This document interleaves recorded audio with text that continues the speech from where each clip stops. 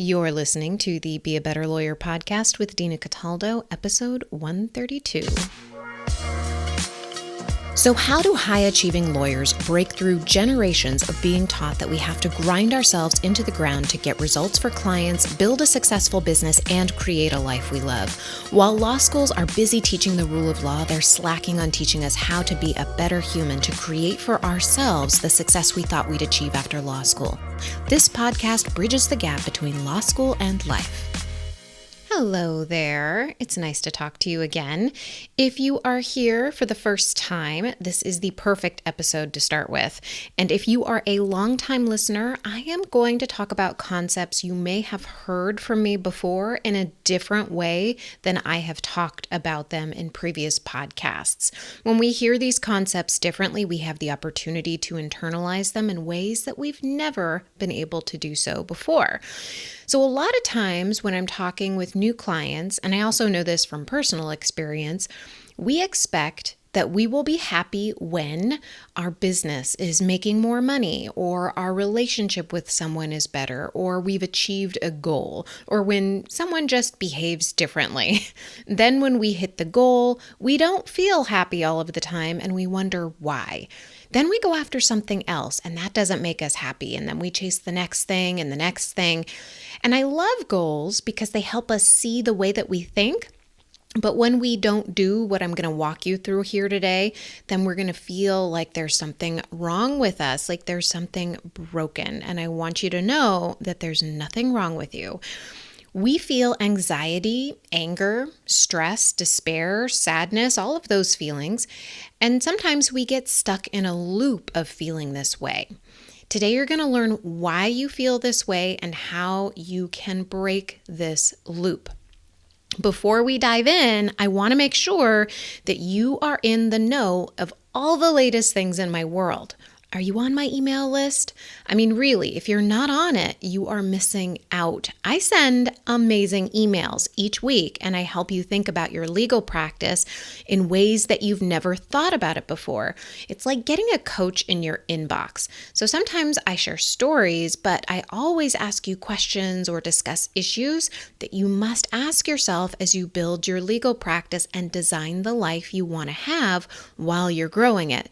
A great place to start with this is grabbing my Busy Lawyer's Quick Start Guide to getting 5 hours back each week.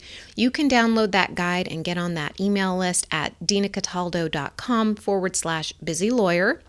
That's dinacataldo.com/busylawyer. Okay, let's get to it, shall we? First of all, let's define something here. Let's define the word suffering. Suffering is when we wallow in our feelings. We create our own suffering. It's not created by other people. We create suffering for ourselves because we think things should be different than they are. Suffering is different than feeling negative emotions and processing them. For instance, if I feel grief or anger because a family member dies, that's appropriate, right? It would be weird if I were joyful at a funeral.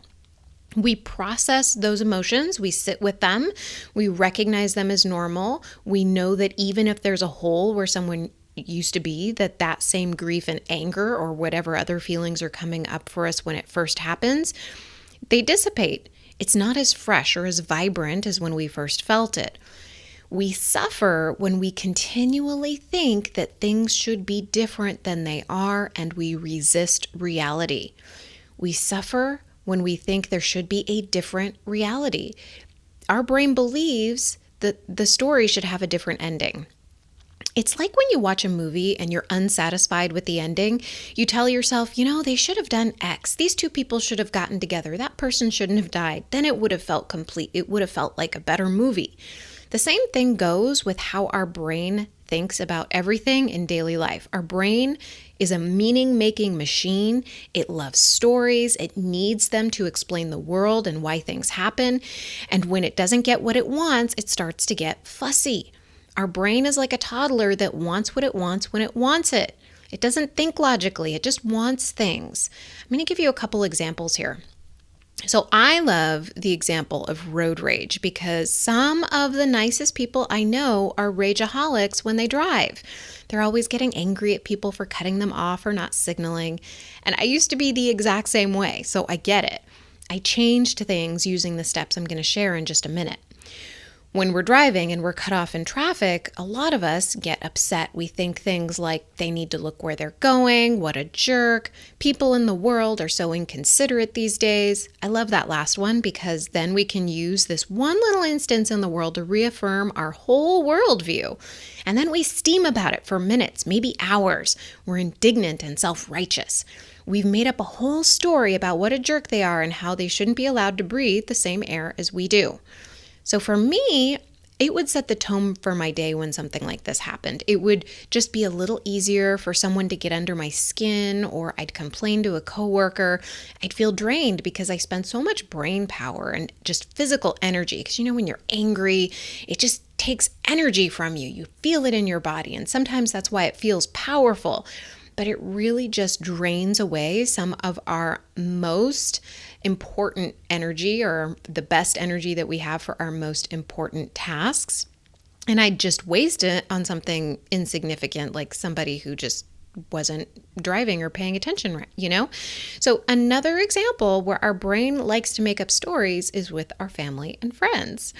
So there is a popular book called The 5 Love Languages, and it's interesting. It brought me a lot of insights into my own thoughts about what my expectations are, what I think a partner should do for me. But what I didn't like about it is that it's teaching people to seek happiness outside of themselves rather than take responsibility for creating their own happiness. What this book promotes is that once we know what we want, then we can tell our partner what we want, and then they can do that for us, and we will be happy. Okay, so there's something to letting our partner know what we like, what our preferences are. That's really nice. But what happens when they don't do what you want them to do? So for instance, let's say you tell your partner you really like flowers, like you really love getting flowers. It makes you feel so happy. Then your birthday comes along and he doesn't get you flowers. Most of us, right, let's be honest here, think things like, oh, he doesn't listen. He doesn't love me. He's inconsiderate. Whatever other story that places him in a negative light, right? Then the choice of action for us is to 1, seethe in anger and say nothing until one day you explode. 2, sit him down and say, it really hurt my feelings when you didn't bring me flowers, making him completely responsible for your feelings and trying to control his behavior in the future. Or 3, buy your own flowers. Blaming other people for how we feel has become normalized. We've been socialized to believe that other people are responsible for our feelings. When we're little, our moms make us apologize for hurting little Kimmy's feelings. We're not taught that we have power over our feelings. We're taught that other people have power over us, that they make us feel bad. Another example I want to use is our business. We think that our business should be working in a different way, then we will be happy. We believe that once we've made 7 figures that we'll be happy, or once we have our old projects done in our practice, that then we will be happy. We expect our business to perform in a certain way to make us feel better, so we think we need to work longer hours, be more strict with ourselves to create the business we want that is going to make us feel better one day. Now that we have that foundation, let's talk about the 5 steps to feeling better. So the first step, as always, is to recognize that this is happening, that we are looking for something outside of us to make us feel better. We think the driver should drive better, then we wouldn't be angry. We think our partner should buy us flowers, then we wouldn't be hurt. We think our business should make more money, then we wouldn't be worried. All of this is BS. All of this is giving away your power to someone or something outside of yourself. When we do this, we have zero control over our life. Interestingly, when I talk to clients and I check in with myself, one of the things we want more of is to feel more in control. If we continue to believe that things outside of us need to be fixed to make us feel better, then we will suffer. And of course, we're not in control. Number 2, the second step is to take responsibility for our feelings. Our thoughts create our feelings. When we get stimulus outside of ourselves, we have a thought. It's immediate. Then a chemical reaction occurs right after that in the snap of our fingers. It's so fast we don't see it unless we are paying attention. That's why coaching is so impactful. I could not see what was going on in my brain to make me feel stressed out and overwhelmed and angry. Coaching helped me slow my brain down so I could observe what was happening rather than be controlled by it. Until we take responsibility for cleaning up our thoughts, we're never going to feel better. We will be stuck in a loop of automatic thinking and feeling, and we will suffer because it's happening over and over and over again. Every time mom or dad doesn't give us the praise we're looking for, we're going to feel bad. Every time a driver cuts us off, we'll feel anger. Every time our partner doesn't do what we've told them to do 1,000,000 times, we'll feel hurt. Once you see that you have control of it, then you can do number 3. And step number 3 is allowing what you feel right now. If suffering is believing things should be different, then it's important to be okay with things as they are right now. In this moment, if you feel anger, feel jealousy, hurt, shame, whatever it is, feel it. A lot of us suffer because we feel anger and think we should not feel that way. I used to think that. Anger is my go-to feeling when I want to feel in control. Now it comes out when I'm really tired because I have less energy to really pay attention to what's going on in my brain. But it used to control me. I would become angry at little things. Someone cutting me off in traffic, someone not paying attention. Then when I realized this, that I just felt horrible all the time, I became angry at myself for not being able to change things as fast as I wanted. So let's bring this kind of an example to business. Have you ever looked at someone else's business and felt jealous? They seem to have more clients or followers, or they seem more popular than you. And that's a normal feeling. A lot of us may beat ourselves up for feeling jealous because we think we shouldn't feel this way. You're supposed to feel this way, otherwise we wouldn't have these feelings available to us. And until you face what you're feeling in this moment, you're not going to be able to move on. You're going to stay suffering. Okay. So number 4, know that life is 50-50. We want to skip over number 3. We want to skip over feeling negative emotions and change our thoughts to something happier. And in fact, there's a lot of messaging in our culture that we're supposed to be happy. We're taught that if we're not happy, that there's something wrong with us. And women in particular, we are hit at all sides by this. We have, and I if the men who are listening, you've probably heard a little bit about this, but we have men telling us we should be happier, that we will be prettier, that we will be more socially acceptable. I remember constantly being told, like by strangers in the street, like, oh, smile. I mean, those are the kinds of things that we are struck at from all sides. And we get this not just from strangers on the street, but we're getting it in messages from culture. So even our Declaration of Independence has this built-in clause, we have the right to the pursuit of happiness, as if happiness was what it was all about, as if happiness was this ultimate goal that we are meant to achieve. In yoga, we talk about bliss, and that there is like this samadhi, like we're just supposed to reach this ultimate goal of bliss, and that is what we should be pursuing at all times. The music in our culture, Bobby McFerrin's Don't Worry, Be Happy, just recognizing that happiness is what we're told we should be feeling, and when we don't feel happy, we think something has gone wrong. What if all of the feelings that we have are part of the human experience? And if we didn't have all of these feelings, then we wouldn't be human. We also would not be able to achieve things because we wouldn't be able to dial into our compass of how we want to create our life, how we want to design our life. But none of the feelings that we have, whether we label them as negative or positive, are wrong or bad. When we don't allow ourselves to feel anything that comes up for us, any feeling that comes up, that jealousy, anger, whatever it is, then we start to look outside of ourselves to feel better. meaning we'll look to things like food, television, social media, alcohol, those things to numb the negative feelings because we think we're not supposed to have them. When we feel them all, when we're not numbing ourselves out, then we are allowing ourselves to experience everything that it means to be human. The last step number 5, change the story. I talk about this step last because when I work with clients, they tend to come to me in a rush to feel better. When they skip the steps I just went through with you, they don't fully understand the power that they have to create what they want in their practice or anywhere else in their life. We tend to notice our feelings before our thoughts, but so many of us have spent years disconnected from how we feel, and it makes it really difficult for us. And then we're also told, at least I was growing up, to numb our feelings, to not think about our feelings, that they weren't important. We stop asking ourselves how we feel because they're never something that we consider. It's outside of our purview. We just work until we achieve a goal. We work until we get what we want. We manipulate the outside world until we have what we want in our hands.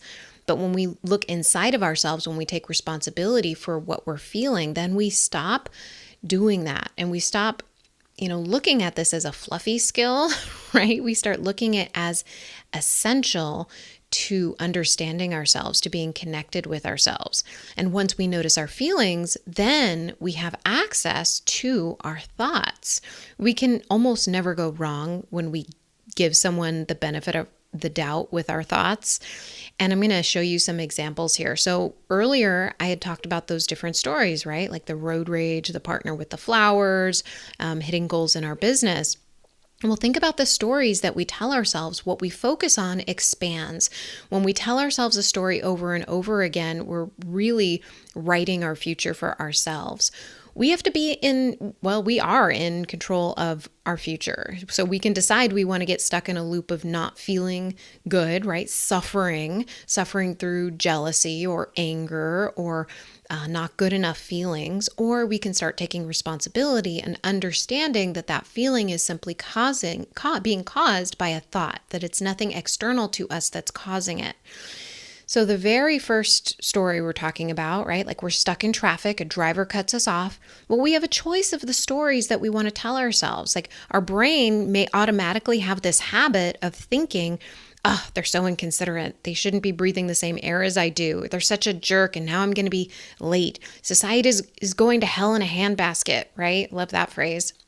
So our brain has a habit of thinking that. And I notice this when I go through this with any habit that I'm breaking mentally, is I have certain go-to thoughts that I do over and over again. It's just so automatic. It's very powerful, this habit. Well, we are our habits, but we have the power to change them.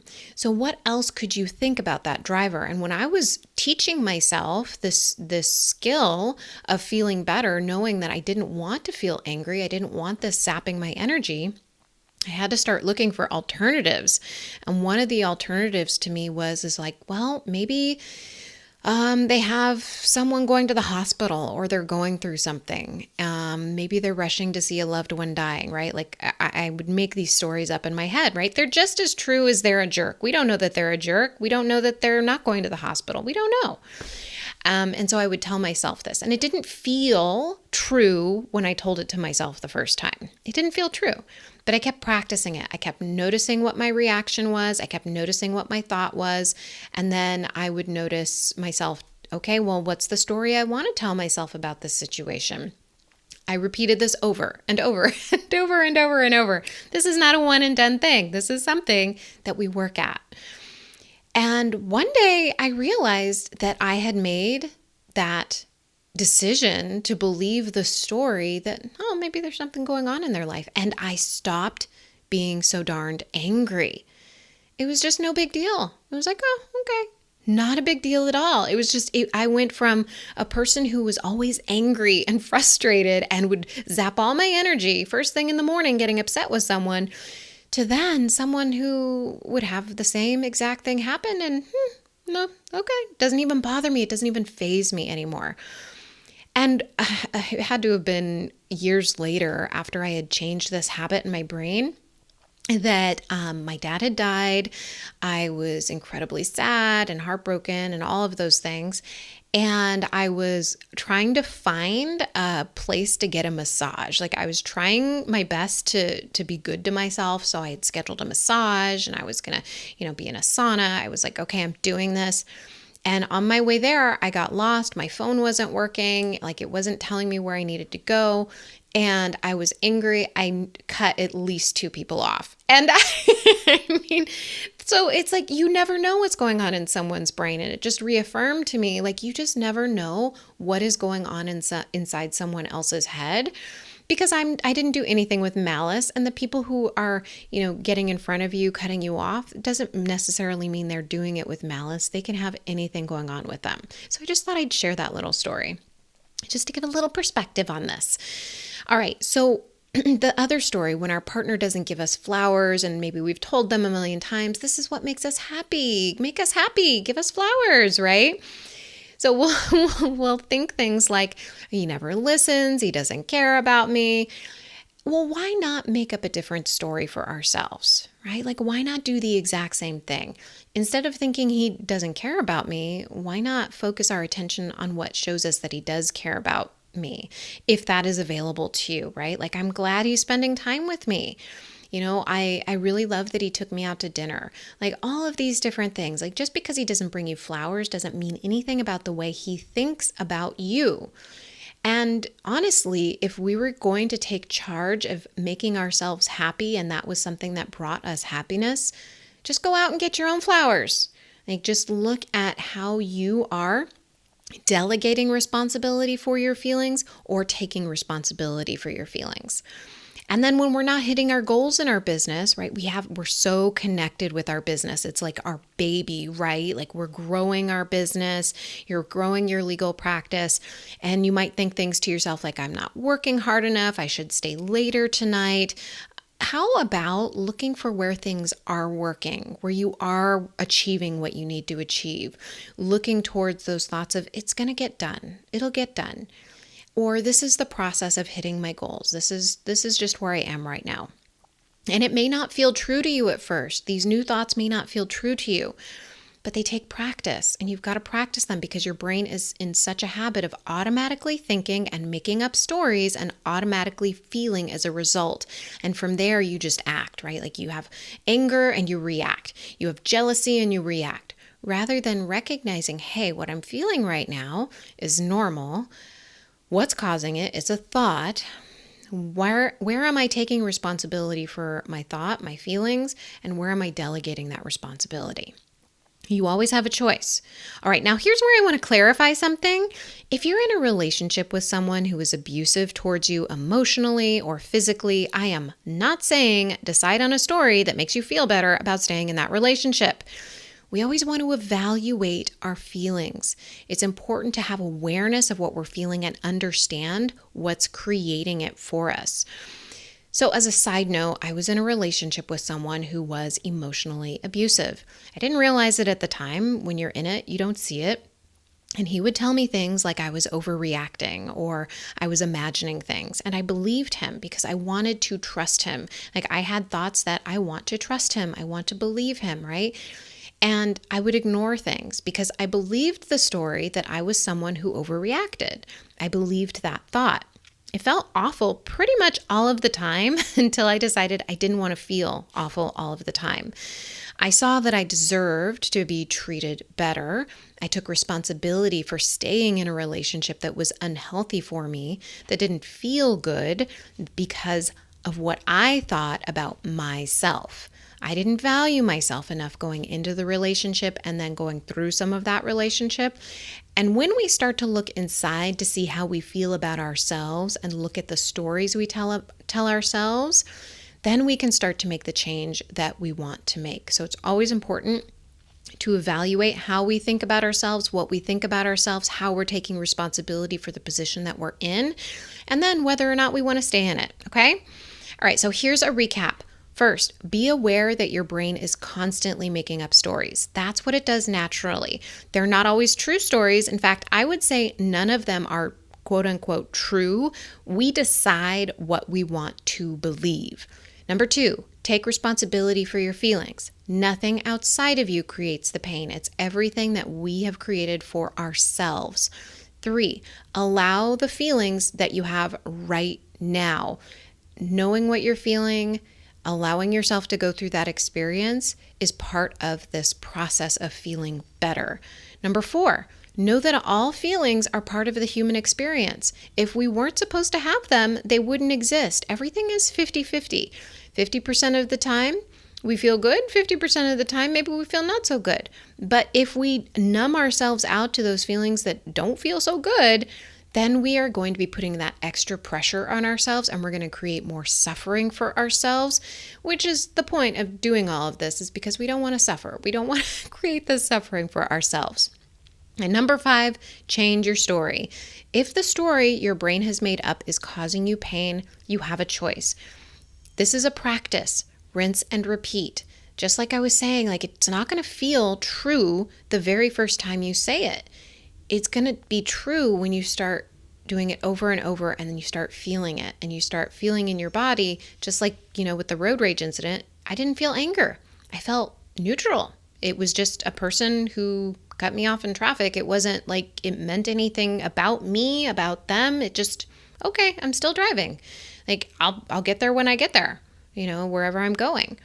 So just recognize what your brain is doing is normal. That's the way it's programmed. It comes up with these automatic stories, but you get to change the programming. You get to change the story you tell yourself. Now, if you're ready to work on yourself to grow your practice and improve your quality of life, that's what I am here for. I help lawyers like you master their time and their mind to create a better life for themselves. The very first step to working with me is scheduling a strategy session. There we can take a look at where your work is, what a future game plan looks like for you, and whether we are a good fit to work together. You can schedule a call with me at dinacataldo.com/strategy session. That's dinacataldo.com/strategy session. I hope you have a wonderful week, and I will talk to you soon. Bye.